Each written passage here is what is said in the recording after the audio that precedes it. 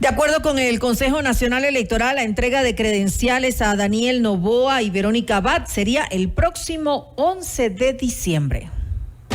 Vamos más allá de la noticia. Notimundo Estelar en FM Mundo con María del Carmen Álvarez.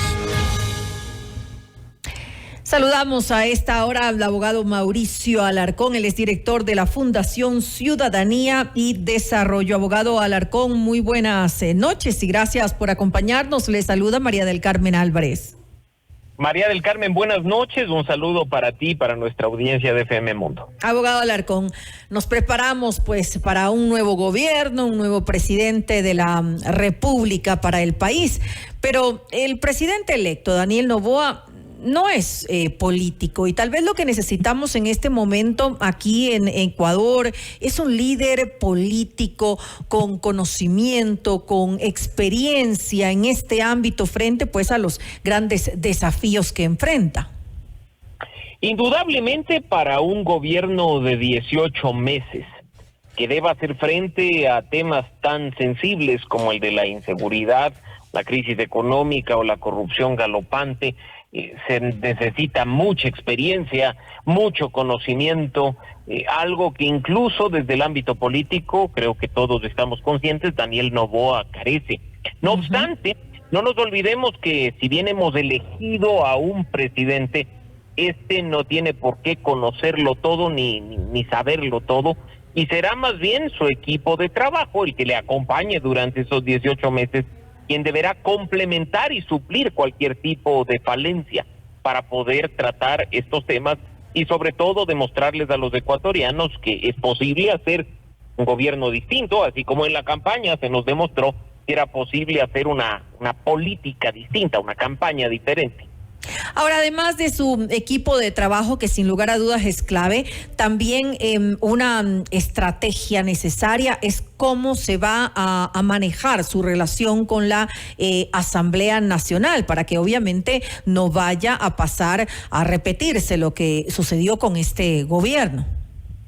Y es claro que en este momento, ya con resultados definitivos, el bloque de Daniel Noboa se constituiría formalmente como bancada. Ha logrado ese número mínimo que le permite a ADN, a esta alianza, tener un puesto en el CAL, por ejemplo, 14 legisladores después de la elección del fin de semana. No obstante, este número es insuficiente para aprobar leyes, frenar juicios políticos o llevar a cabo acciones de la denominada gobernabilidad en función de las iniciativas que lleve a cabo el presidente electo, el presidente Noboa. Así es que dentro de ese legislativo, pensando que habrá un poco de sensatez y sobre todo sensibilidad frente a la problemática nacional, esperemos que sean todas las fuerzas políticas las que sepan arrimar el hombro y no sea simplemente dar los votos por darlos, sino contribuir efectivamente a que las leyes que se aprueben en la Asamblea Nacional o los procesos de fiscalización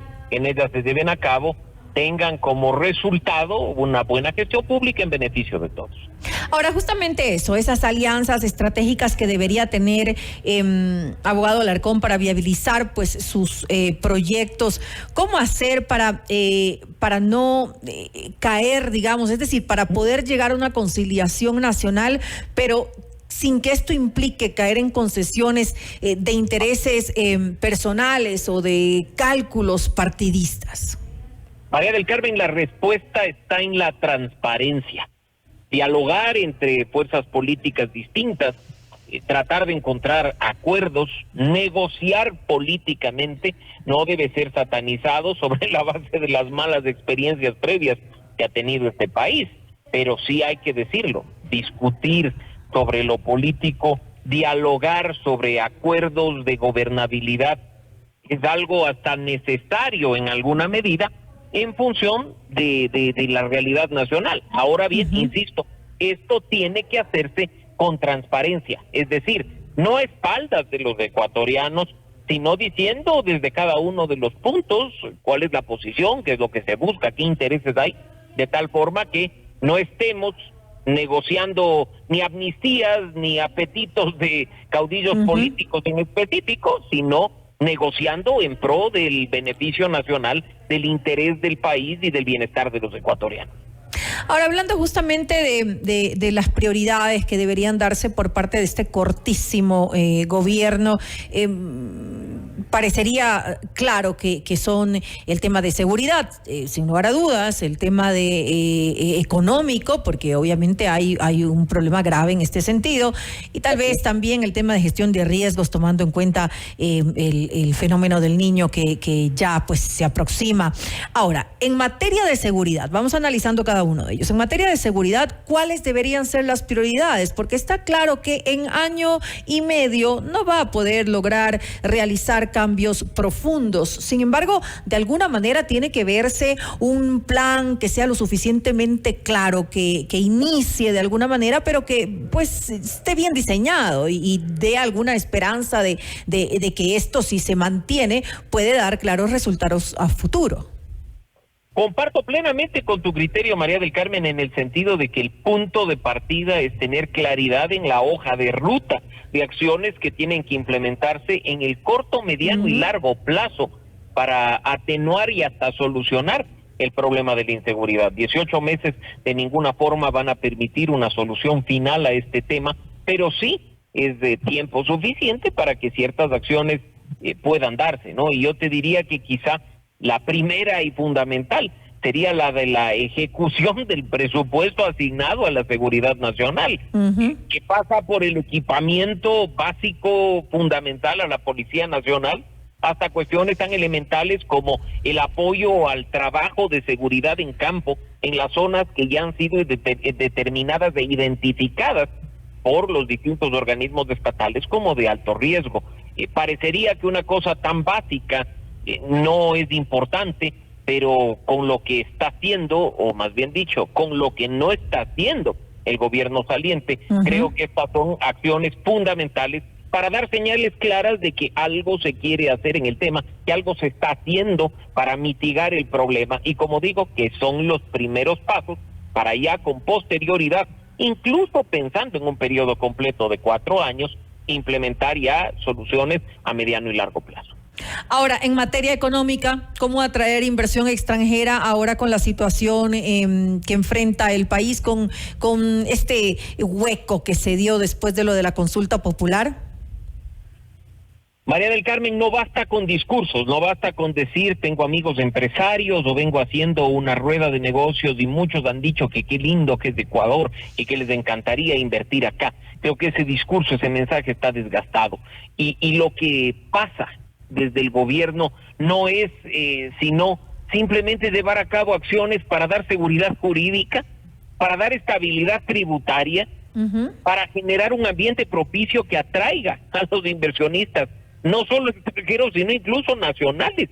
Inversionistas ecuatorianos se han ido a Colombia y se han ido a Perú en los últimos años, porque aquí no hay condiciones, porque cada año cambia la normativa, porque cada año tienes una reforma tributaria distinta, y esa inestabilidad desincentiva la venida de recursos para generar nuevas fuentes de empleo. A nosotros no nos interesa que nos hablen de cientos de miles de nuevos puestos de trabajo, o incluso millones, como fue la oferta original del señor Lasso cuando candidato, sino que generen las condiciones para que la inversión nacional e extranjera venga por sí sola y empiece a generar un efecto positivo. Y que de alguna manera se cumpla, ¿no? Porque de nada sirven esos ofrecimientos como los del actual gobierno, que finalmente no se cumplió de ninguna manera con lo ofrecido. Ahora, ¿no correspondería tal vez tomar medidas que puedan resultar hasta cierto punto poco populares en el ámbito económico, tomando en cuenta que va a ser año y medio de un gobierno que está en campaña, ¿no? Porque la idea es llegar al 2025. Yo le tomo la palabra a Daniel Noboa con una frase que mencionó incluso en el debate y que en las calles de varias ciudades del país las vimos plasmadas en pósteres y en afiches.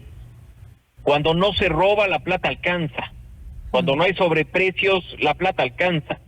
Creo que el presupuesto general del Estado, si se maneja de manera honesta, con transparencia, con rendición de cuentas, permite que se lleven a cabo las acciones básicas fundamentales de gobierno, los servicios públicos en beneficio de todos los ecuatorianos. El problema radica, por supuesto, cuando sabemos que buena parte de los recursos que nos pertenecen a todos terminan en el bolsillo de unos pocos. cuando los sobreprecios afectan la buena ejecución de las obras públicas, o cuando se nos dice que pues se ha tratado de hacer las cosas con transparencia y que precisamente por eso no se ha podido dotar y equipar a la Policía Nacional, cuando en la práctica resulta todo lo contrario. Así es que sabemos que hay una crisis fiscal, que hay un hueco que hay que llenar, que en este momento incluso los organismos multilaterales están a la espera de definiciones para saber si inyectarán o no recursos al Estado ecuatoriano.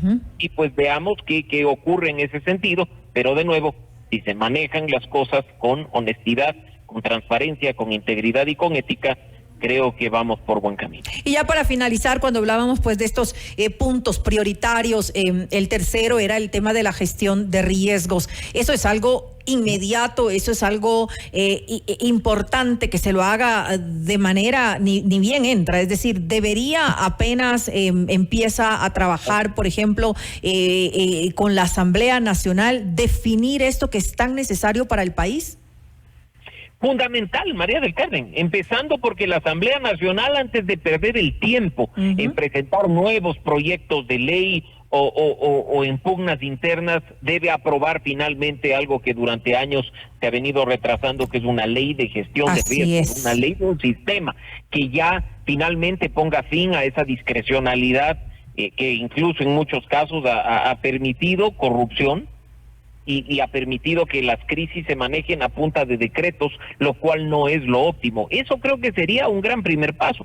Y por supuesto el segundo, ya en implementación de esa ley de gestión de riesgos, que desde el Ejecutivo, que como sabemos frente a un fenómeno natural de carácter nacional, como sería el fenómeno del Niño, lideraría todo lo relativo a la materia, tenga ya pues con estas reglas claras el cómo actuar, el cómo tomar decisiones y el cómo hacerle frente a este asunto. Creo que ese punto de partida es vital. Y de nuevo, en general te diría que para seguridad, de economía o riesgos, también es clave contar con personas que tengan conocimiento, capacidad y experiencia en cada uno de los temas. Sí, eso es clave. No se convierta en el botín de los familiares o de los amigos, sino que sea para que los mejores ecuatorianos dispuestos a colaborar en cada una de estas áreas lo haga de manera decidida durante los próximos 18 meses, teniendo un gabinete estable que pueda proyectarse a lo largo de este gobierno, aunque sea por un tiempo corto, y dar resultados en beneficio del país.